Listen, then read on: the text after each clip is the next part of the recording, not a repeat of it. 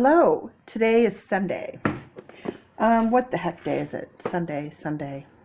Oh, it's the 15th, September 15th. I have no idea. I forget what day, time. I don't know where I'm at half the time. So, what I'm doing is I am trying to work all of my tarot cards to have a corresponding oracle card. I want them to work together, to vibe together. I feel that it makes the read stronger, and I'm going to give this a try. I recently got this deck. I have Work with Your Light Oracle, which I love.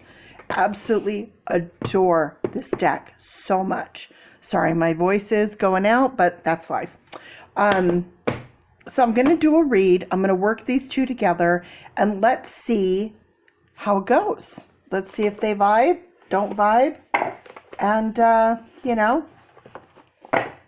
give it a whirl. These are just stunning, beautiful pastel cards.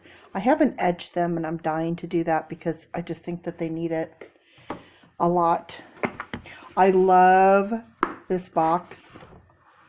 Oopsie. Love it. These cards are so interesting because they're very rectangular, and they're also color-coded. They're super interesting. I just kind of felt like this vibe and this vibe kind of felt like they,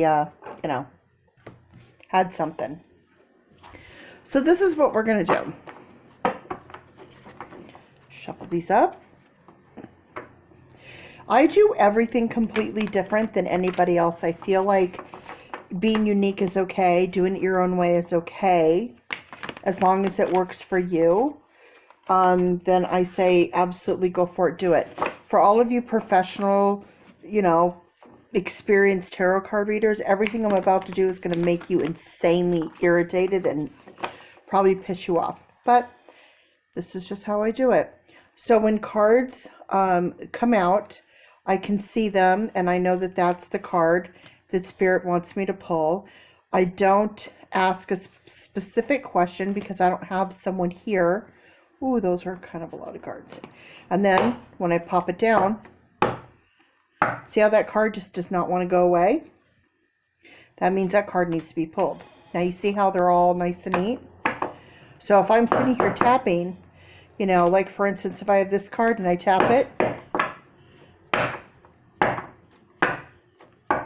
so they're going to go in, you see? So if I have a card that doesn't want to go back into the deck, see, those went right back in. So if I tap it and cards don't go in, that's how I know. Anyway. All right, without destroying this video and turning it off, let's give us a better angle. And we're going to need glasses, which I think I have forgotten to grab. All right, no reading glasses. We'll see how this goes. The High Priestess. Did I just give that way too many T's? The High Priestess. Number 2. Knowing. Intuitive, psychic abilities. 4 of Wands. 4, perseverance, stability. Wands, taking action. 3 of Wands. 3, creative, communication, collaboration. Swords or thoughts.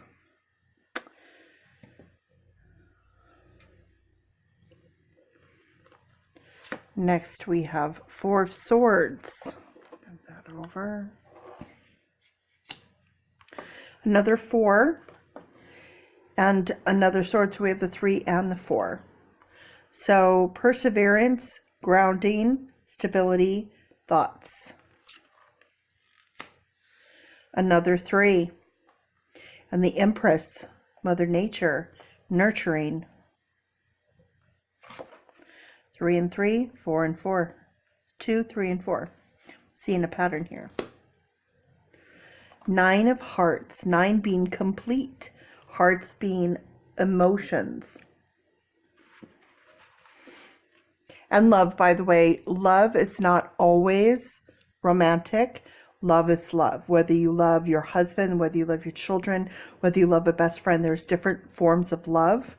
So you have to determine what love that is for you. We have the 10 of hearts. So we have the 9 and the 10. So we have completion and karmic completion. So the end and then the renewing and the beginning of the new. Karmic completion. So this completion, what's happened here, the karma here will carry over into the new. Good karma will carry over. Bad karma will carry over. So we only want to have good karma flowing into the new. So whenever something is complete, we want to make sure it's complete on a good level, so we don't carry bad karma with us. And then the last card, which is interesting because we have a balance here. So we could have drawn less cards, but that's what it was. And so we have the 3 of hearts. The 3 again, creative, collaborative, communication, hearts, emotions.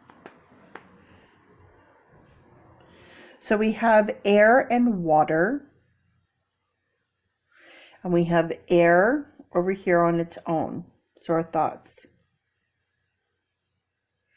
Over here we have emotions and emotions side by side.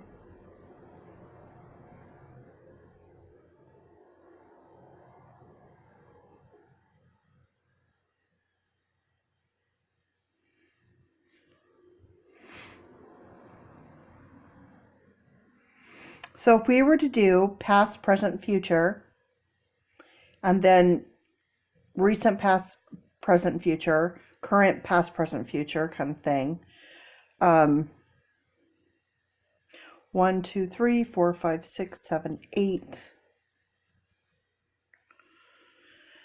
So this would be the person that this read would be meant for, whether it's, I didn't ask, like I said, I didn't ask a question. It's a sample read. Could be for me, could be for anyone watching. So this is for the person involved in this read. So this would be either you or the person you would have a question about. The 4 of Wands is in the second position. So that's, if you're familiar with tarot, I don't have to even explain that on the second position. So kind of, if you look at the Celtic cross, it's you and then what's covering you, the 4 of Wands. So the 4 of Wands is a celebration. So that's really good. And the 4 is stability and perseverance. So that's really good. Psychic, intuitive. So that's great. And then we have 3. So what, in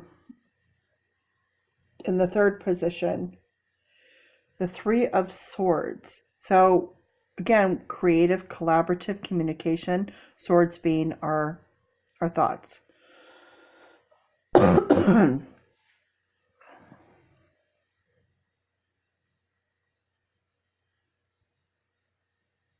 What's interesting to me on this, the way I'm looking at this, the way I'm seeing it, intuitive, a celebration, you really need to work on this, our thoughts, and to be able to communicate well with others. And then over here we have the 4 of Swords. With the 4 of Swords, this, is, whenever I look at the 4 of Swords, I always see it to be kind of like a memorial service. So like, I know it says to rest, recuperate, really kind of think about what our thoughts and everything is doing to us and everyone around us. Then with the Empress, that's a nurturing, loving card. And the 3 again, so with our communication and with others. Then with this 9 of Hearts being complete in love and emotions. And then coming back over here to the 10 of Hearts and the 3 of Hearts. So everything is really, really, really good. The 10 of Hearts is fairy tale, home, family, life. Everything is wonderful and great. And over here with this 3, so now we're able to communicate and show our love and show our affection. So I feel that, all in all, this is giving a good message. So now I'm going to come over to the Working Your Light, and let's see what cards. I'm going to go ahead and pull these up. Give us a little bit of room.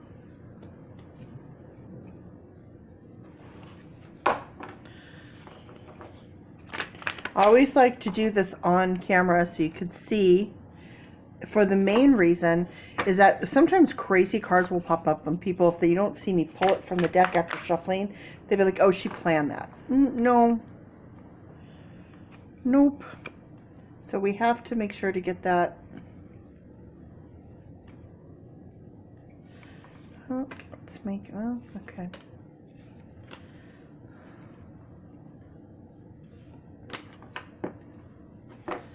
All right. Mirror. Okay, we can pull these back down now. Who or what is triggering you? So if you look in the mirror, who or what is triggering you? Is it your actions, your emotions, your thoughts, or someone else affecting you? The Great Gathering. It's all coming together. Intuitive hits. Soul Tribe. So the celebration. The Great Gathering. Keepers of the Earth. You are not alone. Ancient ancestors stand beside you. So in this right here, if you look at this, surrounded. You are not alone. Ancient ancestors are all around you. So when you feel like everything's coming down upon you, don't worry. It's going to be okay because you're not alone. And that's very interesting because I literally just told somebody today. I literally just sent them a message on the internet and said, you're not alone. That's kind of crazy. Okay. Warrior woman, have you answered your deepest calling? So with this 10 of hearts here, this was, remember, these two are the end cards. So I would immediately go over to this side. So you're wondering why I'm not putting that card here, because I did 1, 2, 3, 1, 2, 3, 4, and okay, or 6 and 7. Have you answered your deepest calling? So with this one, you can see it's like a deep meditation sort of card, okay? And the 4, needing perseverance and stability, are thoughts. Have you answered your deepest calling? And mind you, sword. Pleiades, double mission, channeling and uplifting humanity. The Empress. What is the Empress? The Empress is the mother nature, the nurturing. Channeling and uplifting humanity. Well, what does a nurturing parent do? They, uplifts, everyone, the family and the children. So that's amazing. And now with this 9 of hearts, get grounded. Empath, highly sensitive, connects with nature. So you see, the Empress connects with nature. The 9, complete. Getting grounded. 4 is grounding. 4 is salt to the earth. 4 is stability. Get grounded, empathy, highly sensitive, connects with nature. So that's complete. And if you look here, look at these cards. Okay? In deep meditation, sitting, cross-legged. Deep meditation, sitting cross-legged.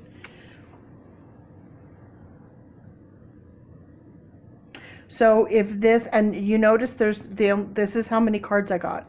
So they didn't feel the need to pull cards for this because there just wasn't any. So there you go. So this is complete. This is where it stops. Next thing you have is the 10 of hearts, where everything is wonderful. Everything is amazing. And then follow that up with the 3 of hearts, which is also amazing.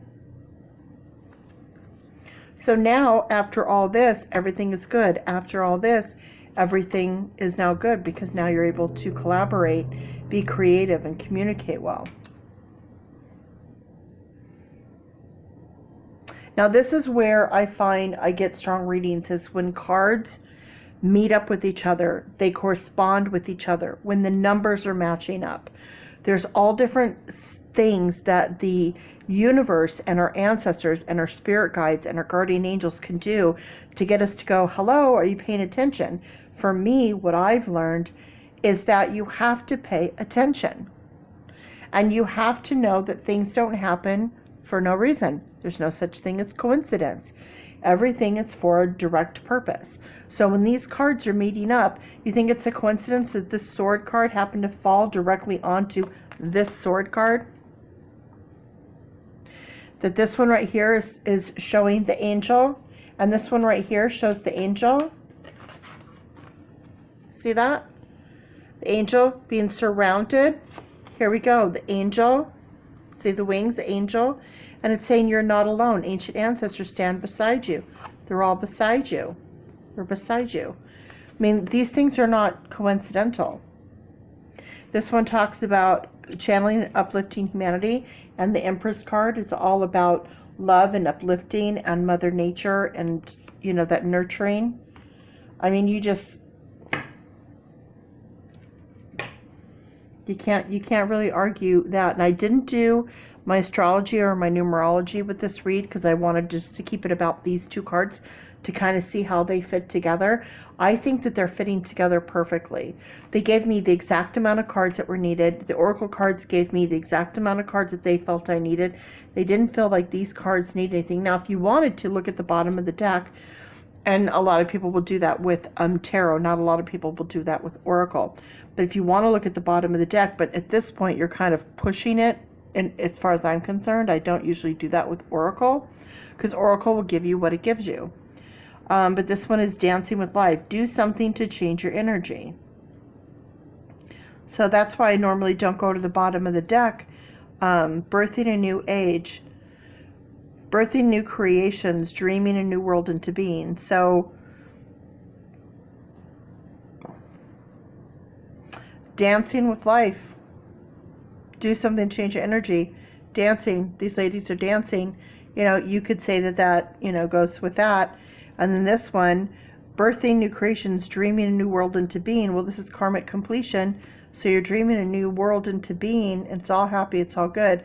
But like I said, you're kind of like with oracle. I don't really do that. With tarot, I will. If you go to tarot and go to the bottom of the deck, sometimes you can go like this far into it, and it's telling a story.